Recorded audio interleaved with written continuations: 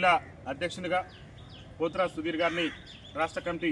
నియమిస్తూ నిర్ణయం తీసుకోవడం జరిగింది. పోతురాజు సుధీర్ గారు గతంలో కూడా భారత వికలాంగుల హక్కుల పరిరక్షణ సమితి వికారాబాద్ జిల్లా అధ్యక్షులుగా వారు సేవలు అందించడం జరిగింది. మరి తర్వాత కాలంలో కూడా వారు రెండోసారి కూడా జిల్లా అధ్యక్షునిగా బాధ్యతలు స్వీకరించడం, మళ్ళీ ఇప్పుడు ఆయన ఏకంగా మూడోసారి కూడా వికారాబాద్ జిల్లా అధ్యక్షులుగా బాధ్యతలు స్వీకరించడం అనేది చాలా గర్వకారణం. వారు వికలాంగుల సమస్యల మీద నిరంతరం కూడా ఈ వికారాబాద్ జిల్లాలో ఏ వికలాంగునికి ఏ సమస్య వచ్చినా, ఏ ఆపద వచ్చినా ఓ అన్నలా ఓ తమ్ముళ్ళ నేనున్నానని చెప్పేసి అభయం ఇస్తూ ప్రతి వికలాంగుని సోదరుని కూడా నిరంతరం అండదండలు అందిస్తూ ఇవాళ వికలాంగుల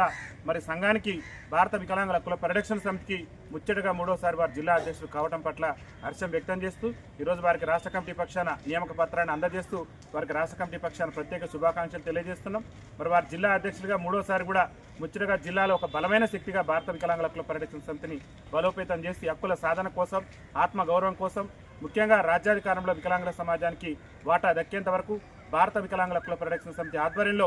జరిగేటటువంటి పోరాటాల్లో వికారాబాద్ జిల్లాను పోతురాజు సుధీర్ గారు ప్రథమ స్థానంలో ఉంచుతారని చెప్పేసి ఆకాంక్షిస్తూ వారిని జిల్లా అధ్యక్షునిగా నియమిస్తూ నియామక పత్రం అందజేయడం జరిగింది. వారు వికలాంగుల సమస్యల మీద ఎక్కడ ఏ వికలాంగునికి ఏ అన్యాయం జరిగినా, ఏ సమస్య వచ్చినా కానీ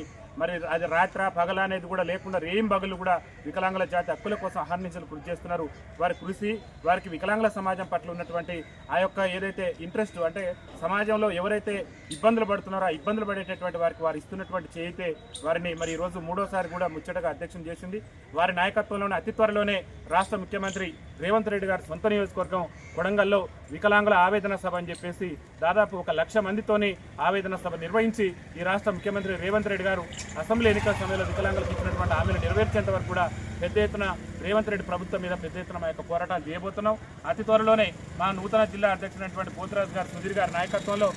ముఖ్యమంత్రి రేవంత్ రెడ్డి సొంత నియోజకవర్గంలో మా భారత వికలాంగుల హక్కుల పరిరక్షణ సమితి జెండాను ఎగరవేసి రాష్ట్ర ప్రభుత్వం మీద దండయాత్రను ప్రకటించి హక్కుల సాధన కోసం, ఆత్మగౌరవం కోసం ఎంతటి పోరాటాలకైనా సరే వెనకడుగు వేయనని చెప్పేసి సుధీర్ గారి నాయకత్వంలో ముఖ్యమంత్రి రేవంత్ రెడ్డి గారికి ముచ్చెమటలు పట్టించైనా సరే ప్రభుత్వం ఎన్నికల మేనిఫెస్టోలో ఇచ్చినటువంటి హామీల అమలు సాధన కోసం అందరం కూడా కలిసికట్టుగా పోరాటం చేస్తామని చెప్పేసి తెలియజేస్తూ వారికి రాష్ట్ర కమిటీ పక్షాన ప్రత్యేకంగా శుభాకాంక్షలు తెలియజేసి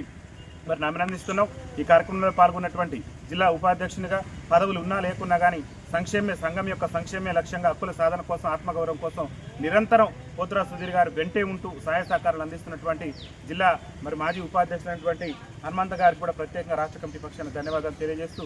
ఏదున్నప్పుడు కూడా సుధీర్ గారి మీద ఇచ్చినటువంటి బాధ్యతను సమర్థవంతంగా నిర్వహించి వికారాబాద్ జిల్లాలో రాజకీయ ఆధిపత్యానికి చెక్కుబెట్టైనా సరే హామీలు ఇచ్చి విస్మరించినటువంటి రాజకీయ పార్టీలకు వికలాంగుల తడాకా చూపించే విధంగా సుధీర్ గారు ఆ తడాకా చూయించి రాష్ట్ర ప్రభుత్వానికి ఇచ్చినటువంటి హామీని నెరవేర్చడం, గద్దె దిగిపోవడం అనేటువంటి లక్ష్యంతో సుధీర్ గారి నాయకత్వంలో అతి త్వరలోని వికారాబాద్ జిల్లా కేంద్రంగా మా యొక్క నిరసన కార్యక్రమాలు నిర్వహిస్తామని చెప్పి తెలియజేస్తూ వారిని ప్రత్యేకంగా రాష్ట్ర కమిటీ పక్షాన్ని అభినందిస్తున్నాం. అతి త్వరలోనే వారి ప్రమాణ స్వీకారోత్సవాన్ని కూడా వికారాబాద్ జిల్లా కేంద్రంగా నిర్వహించాలని చెప్పేసి రాష్ట్ర కమిటీ భావించిందని చెప్పేసి తెలియజేస్తూ వారికి మళ్ళొకసారికి శుభాకాంక్షలు తెలియజేస్తూ వికలాంగుల